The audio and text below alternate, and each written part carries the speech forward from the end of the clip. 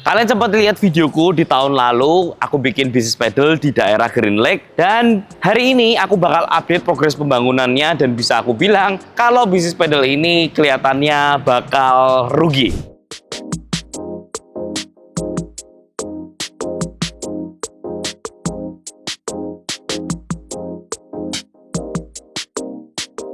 Nah, teman-teman, bisnis pedal ini sudah kalian lihat terlalu menjamur di mana-mana, dan kalau di Jakarta Barat sendiri, aku bisa bilang bisnis pedal itu sangat-sangat challenging karena harganya semakin murah, yang buka court semakin banyak. Bahkan kalau di daerah Puri, kelilingnya sudah ada kurang lebih sekitar 10 project yang mengelilingi daerah Puri Mansion itu sendiri. Dan 10 project itu ada 5-8 court yang ada di dalamnya. Jadi ini sudah sangat banyak, harganya juga semakin parah. Kalau aku datang ke sana setiap siang, setiap sore, itu marketnya itu cenderung sepi, dan harganya itu banting-bantingan sampai ada yang jual di angka 150.000 dan 200.000. Jadi ini sungguh mengkhawatirkan, makanya kita punya planning baru untuk merubah konsep dari pedal court ini menjadi sesuatu yang lain. Coba kalian lihat videonya ini sampai habis, apa yang akan kita lakukan. Seperti yang kalian bisa lihat, kita punya tanah sudah jadi, semua parkiran juga sudah terlihat sangat luas. Di dalam ini dulu kita punya rencana untuk bangun sekitar 8 court lapangan pedal, tapi karena memang situasinya itu tidak memungkinkan untuk kita memaksakan di lapangan pedal lagi, akhirnya kita rombak tempatnya untuk menjadi sesuatu yang lain. Di sini kita masih bisa lihat semuanya parkirannya itu cukup luas. Sebenarnya ini bisa mengakomodir untuk 8 lapangan pedal yang ada di dalam ya. Tapi karena kita sudah berubah konsep, menurutku ini menjadi sesuatu yang terlalu besar, terlalu lebar, dan banyak wastingnya. Tapi nggak apa-apa, sebenarnya yang menarik adalah ketika kita punya tanah yang besar, itu kita bisa olah menjadi banyak hal ya. Kita misalkan mau jadiin tenis outdoor, kita misalkan mau jadiin pickleball, itu masih bisa semua karena tanahnya sangat luas. Jadi ini parkiran kita bikin memang secara tanah itu luas, dan kita masih punya sisa space yang bisa kita manfaatkan untuk tempat-tempat yang lain. Ini kita bisa manfaatkan untuk gudang.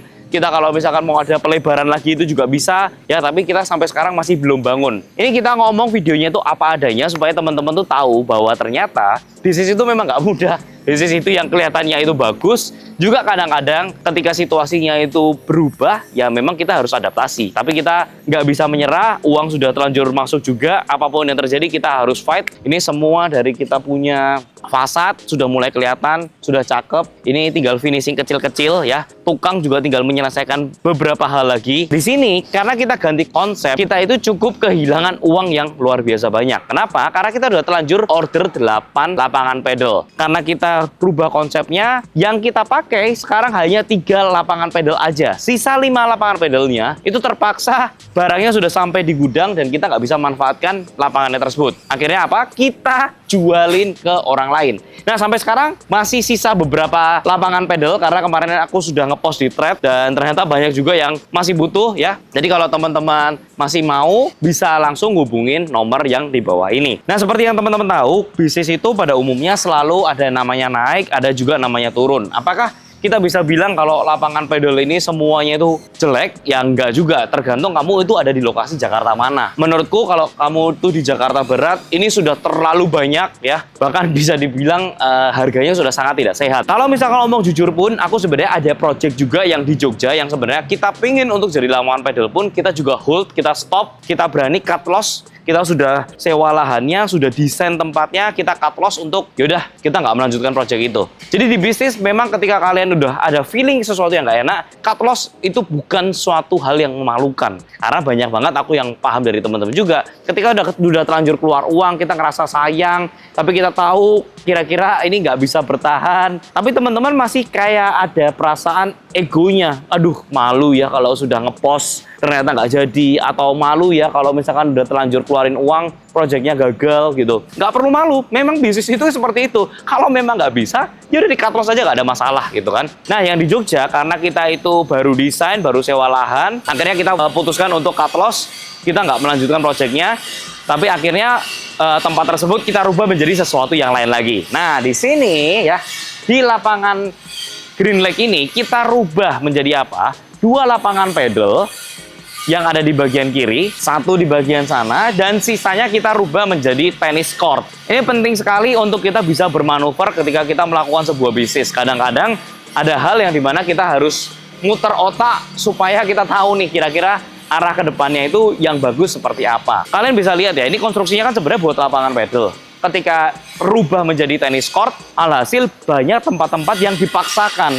Ini kalian bisa lihat ya, ini lobby masih tetap sama, ada di sini. Terus kemudian kita bisa taruh, ada space yang dipakai untuk gudang di bagian sini. Biasa buat nyimpen-nyimpen raket, nanti kalau misalkan minuman apa segala macam, itu semua ditaruh di sini. Ini nanti ada bar untuk ada orang yang surfing, ngejamu tamu, resepsionis, dan segala macam. Nah, nanti di sini, ini ada toiletnya. Ini masih belum jadi, tapi toiletnya kurang lebih di sini. Ini adalah toilet pria sama toilet wanita. Kita pisahin.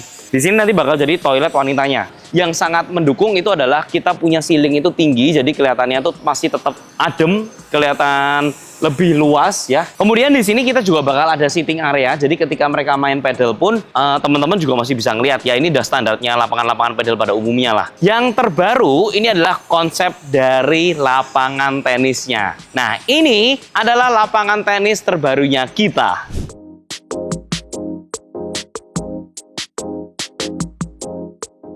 Jadi kita bikin dari yang dulunya itu 8 court ya, kita rubah shifting menjadi lapangan tenis. Di sini kalian bisa lihat kita bagi menjadi dua. Yang pertama lapangan tenis untuk single, yang kedua itu adalah lapangan tenis untuk double. Kita tahu sih di daerah Green Lake ini sebenarnya lapangan pedal itu nggak terlalu banyak lah. Kalau dibandingin dengan Puri ini jauh lebih kacau. Puri ini saingannya sudah sangat tidak sehat. Tapi kalau misalkan untuk di daerah Green Lake sebenarnya lapangan pedal itu masih terbatas lah, nggak sebanyak Puri. Kita melihat satu opportunity baru, yaitu adalah lapangan tenisnya. Jarang sekali untuk kita bisa nemuin lapangan tenis indoor yang ada di Jakarta. Jadi kalau teman-teman mau main, kalian bisa booking aja lapangannya kita. Ini kita rencana kurang lebih bulan depan itu sudah bisa jadi ya, kita nanti bakal sekat-sekatin antara yang double sama single itu, kita bakal kasih jaring-jaring supaya bulannya itu nggak kemana-mana. Ini bakal menarik karena kenapa? Karena kita jadi satu-satunya yang punya lapangan indoor kayaknya di daerah Green Lake sini ya. Di sini kita juga masih bisa punya opsi untuk memperbesar kita punya lapangan. Di sana kita masih bisa jadiin lagi 2 court lagi.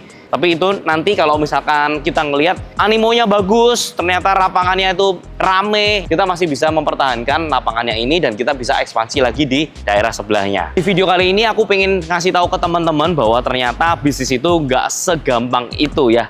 Yang aku pikir bakal setahun itu balik modal, ternyata memerlukan waktu yang jauh lebih lama. Aku yakin banget ini mungkin baru bisa balik itu lebih dari 3 tahun. Ya, life must go on, jadi kalian itu nggak perlu pusing banget sama sesuatu yang sudah kalian putusin sebelum-sebelumnya. Jadi ketika ada masalah ya kalian harus responsibel, kalian harus lihat apa yang harus bisa kita lakukan untuk bisa membuat bisnis ini bangkit lagi. Buat teman-teman yang lagi struggling, yang mungkin di ekonomi sekarang itu lagi susah-susahnya, tetap semangat karena apapun itu bisa terjadi. Teman-teman di sini itu bakal diuji banget. Yang punya uang itu diuji, yang lagi buka bisnis itu lagi diuji banget di ekonomi zaman sekarang. Kalian itu pasti akan muter otak 100 kali lipat lebih susah dibandingkan dengan ekonomi sebelumnya. Tapi nggak masalah, ini yang membedakan antara orang-orang yang berhasil dengan yang gagal. Karena yang gagal itu biasanya sudah menyerah di kondisi ekonomi saat sekarang. Tapi yang berhasil selalu puter otak. Dan kalaupun ini ternyata nanti tidak berhasil, tidak rame pun,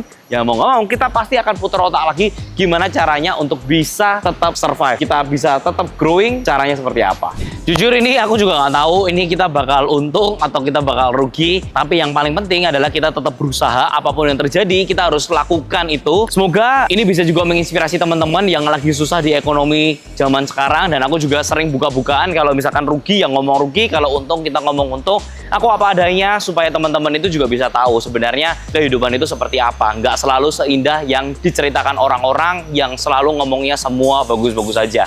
Jadi thank you for watching. Semoga video ini bisa menyemangati teman-teman semua. Dan seperti biasanya, semua akan properti pada waktunya. I'll see you in the next video guys. See ya!